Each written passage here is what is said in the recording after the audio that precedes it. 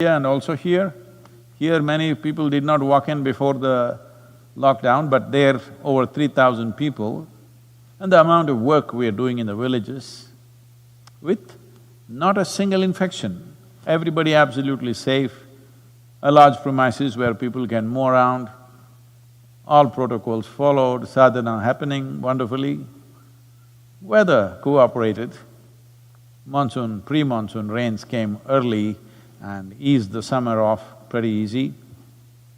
With all this, last 3 months have been wonderful. I must tell you this. In the last 40 years or more, probably, in the last 45 years, I've never stayed home for more than 12 to 15 days ever. The first time I stayed home, slept on the same bed for over 85 days. It's been very good. Been eating good food, sleeping well, no travel. Well, it's been good for you, I'm glad, but you need to understand this. This goodness that you experienced, for this, there are so many people out there, hundreds of them, who are incessantly working just for this one thing, that it must happen to more people than what is there right now. So if you want to do something for me, this is what you should do. How do I do? You tell me, what is your capability? If you have time, we will tell you what you can do. If you have some other talent or capability, we will tell you what you can do. If you have money, we will tell you what you can do. That's the easiest thing. Because all these things are needed. We need a striving from a significant population so that we will be better failures than right now the trajectory is. And we are going to make sure that in the next few years, we will definitely hit a higher trajectory. And if you want to be a part of it, if you want to put your energies into it, whatever you have, you can put it as a part of this. Many things are going on right now. One thing is, the online inner engineering program is being offered at a discounted price for everybody and free for all the medical personnel. I'm glad to see that nearly 85,000 medical personnel have made use of it till now in the last 3 years. It's fantastic. I hope it's keeping them up. Many of them are sharing what a difference it's made in these hard times for them, because it's been a very trying situation. This is also available for police officers. I think nearly about 170 police officers have died in India of COVID because they were the main enforcers of lockdowns. Probably nowhere else in the world lockdown was enforced so rigidly as India did. So numbers speaks for that in many ways, for the concentration of population there is. And the medical staff is being stretched to the limits. Many of them have not gone home for a month or two, they're staying in hotel rooms and serving in the hospitals because they're afraid their families will get it. A lady doctor in Delhi was sharing this, unfortunately, that her husband had diabetes, so they made sure he never steps out of the house, he was kept safe at home. But she was serving in the hospital, and a few days she came home to repack her clothes and stuff like that, you know. You have to wash your clothes, you have to do things, there is chores to do. So she came home a few times and he died. She was sharing on the video, it was most heartrending, that she said, it's me who did this to him. He did not even step out of the house, but I brought it home. So these kind of things are happening to people. So, we are offering all this. If you have to offer something free, you must understand all of us have to work extra to keep the free thing going. A whole lot of people thinks it just falls out of the sky. That's not how it is. So as a part of this, now they've started this movement called Sangamitra. More details can be had on the website. This is about… many people have always told me, Sadhguru, how can we contribute? But till now, as a rule, I've never openly asked for money. Only when this virus situation struck and I saw people were beginning to starve around us, I said, please, we need money. And fortunately, people responded. We are able to cook for 13 to 15,000 people every day. Still it's going on for last 3 months. And our boys are out there in the villages serving every one of them. This may not be understood in many parts of the world what it means, but in India, the daily wagers, if they don't go to work for a week or 2 weeks, they have run out. Their economy is over. The only way is to starve. I could not believe in rural India that this was beginning to happen. We thought this would be an urban phenomena, but in rural India when it started happening, we reached out and many people have been contributing. Now, there are various aspects to this. We don't want to take up too many social causes, but of course Kaveri calling is there. In spite of the pandemic, the work on the ground has been happening as it should happen. Over 11 million saplings are going to be planted now in the monsoon time in farmlands. This is not in some barren land, this is in farmlands planted by the farmer, so you can expect 90 to 100% survival rate because it is being grown as a crop, not as a forest. So, tree-based agriculture is taking root, which is a long-term well-being for the farmers.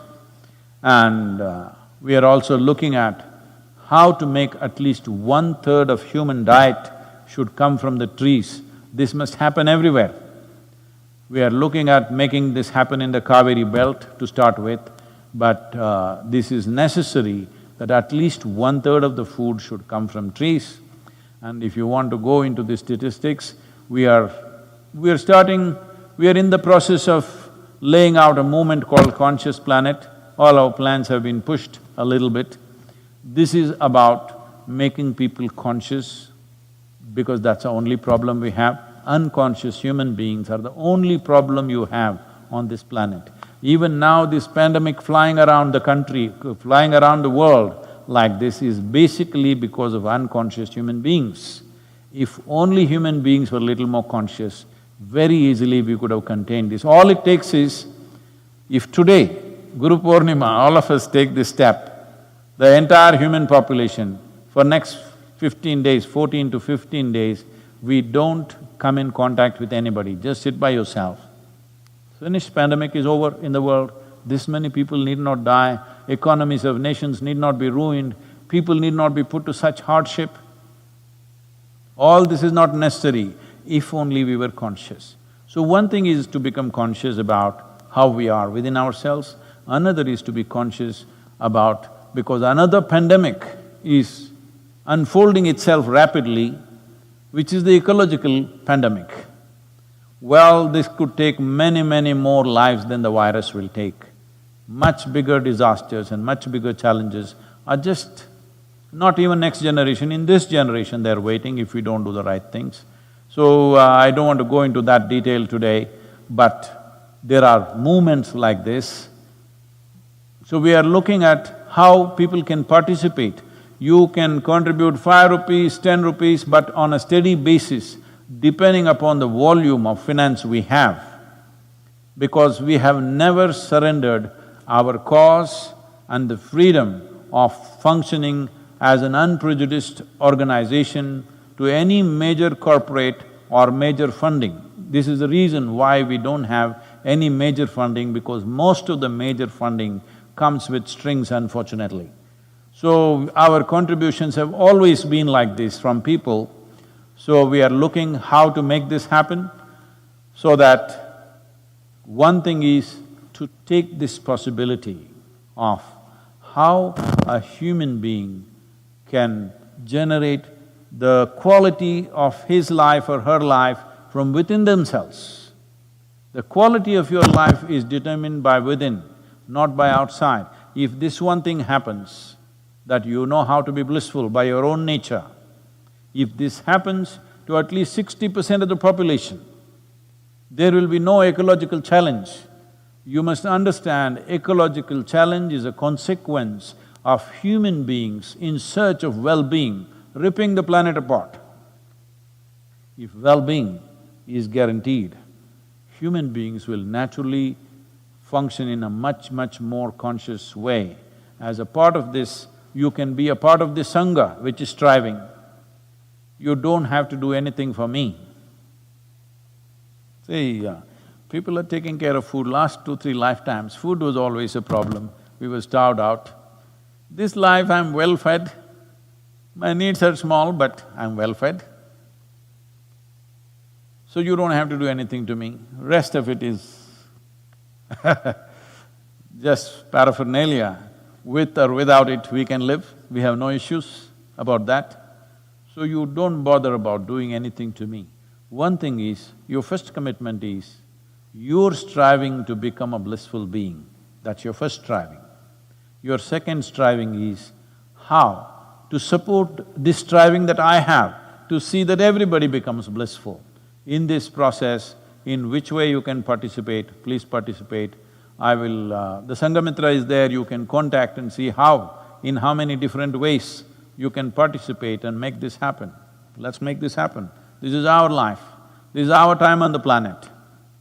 What wonderful things we do is left to us, or what we don't do is also left to us, and what horrible things we do to each other is also left to us.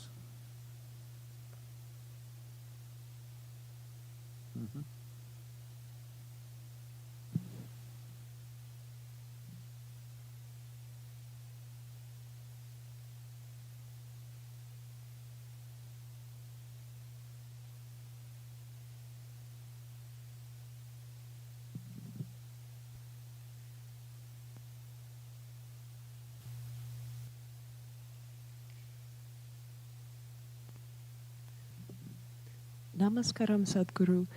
You have told us a beautiful story of Swami Vivekananda and Ramakrishna Paramhansa. Swami Vivekananda's mother was seriously ill, and Ramakrishna told him that had Vivekananda prayed to Kali for his mother's health, Ramakrishna would never see him again. Sadhguru, what is so wrong about praying for one's mother's health that a guru would never see his disciple again?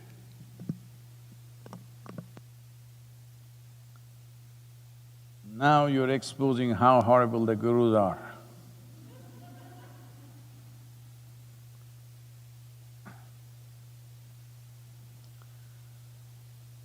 See, there are many aspects to our life. Of these many aspects, a guru means, I know that word guru is being used loosely today, management guru, marketing guru and whatever. We are not using the word in that context. When we say a guru, we are talking about someone who is committed to the ultimate nature of who you are. Well, Ramakrishna saying what he said, he wouldn't have said it to all the other hundreds of devotees who are hanging around. He says this only to Vivekananda, you must understand. Because he wouldn't talk about taking your emotions for your mother or your help, or seeking divine help for your mother's health. For other people, he would have said, okay, go and pray. But for Vivekananda, he has set different standards. Because he's expecting this man to do something much more than what others will do. If he has to do those things, he should not be an asking fool.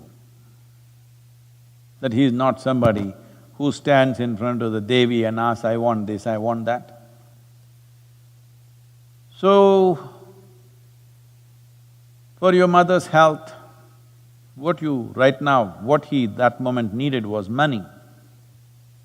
So he wants to go and ask for money. If money doesn't work, what's the next thing? You ask for a miracle. If miracle doesn't work, what is the next thing? You will ask him to raise the dead. Well, Ramakrishna knows the progression of human mind. Initially, you will say, my mother should be healthy, but she fell ill. Then you will say, I should have the money to get her treated. It didn't work. Then you want a miracle. Simply like that, she became well. Didn't work, she died. Then you want to raise the dead. So Ramakrishna, in one moment, he's seeing through this nature. And above all, he's preparing Vivekananda to be his instrument. And he wants a fine instrument, not a crusty one. So, preparing his instrument, is it more important than Vivekananda's mother? This is not one against the other. But see, today even you, here in United States, know who was Ramakrishna's guru. Do you know his father's name? Do you know his mother's name? Do you know his uncle, his brother? You know only his guru's name. Because for Vivekananda, Ramakrishna has become his dharma. He breathes him. But now, social pressure, he is falling back. Should the guru allow him to fall him back or push him forward? This is the question you're asking. Well, if I was Vivekananda, I want to be pushed forward, not fall back upon my emotions. And anyway, if money could save her life, I'm sure Ramakrishna would have provided something.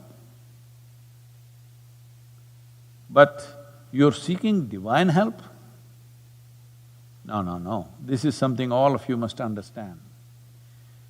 This has happened a few times around me also, that you initiate somebody into a powerful process, next thing is, they want to help their mother or their uncle or their close cousin. Literally. They want to make him pass examination because the fool has not studied properly. Or they want him to get a lottery. Or they want him to get miraculously sit up in the bed where he is dying. The moment they do that, they will shatter everything within themselves. If, I'm saying, this is a conjecture, if Vivekananda had prayed for what he thought he wanted, well, he would have become a psychological wreck. Absolutely. So it's Guru's business to see that that doesn't happen. But 21st century, very hard to make them listen. Vivekananda, 20th century, 19th. 19th century only there was so much trouble. You can imagine my troubles.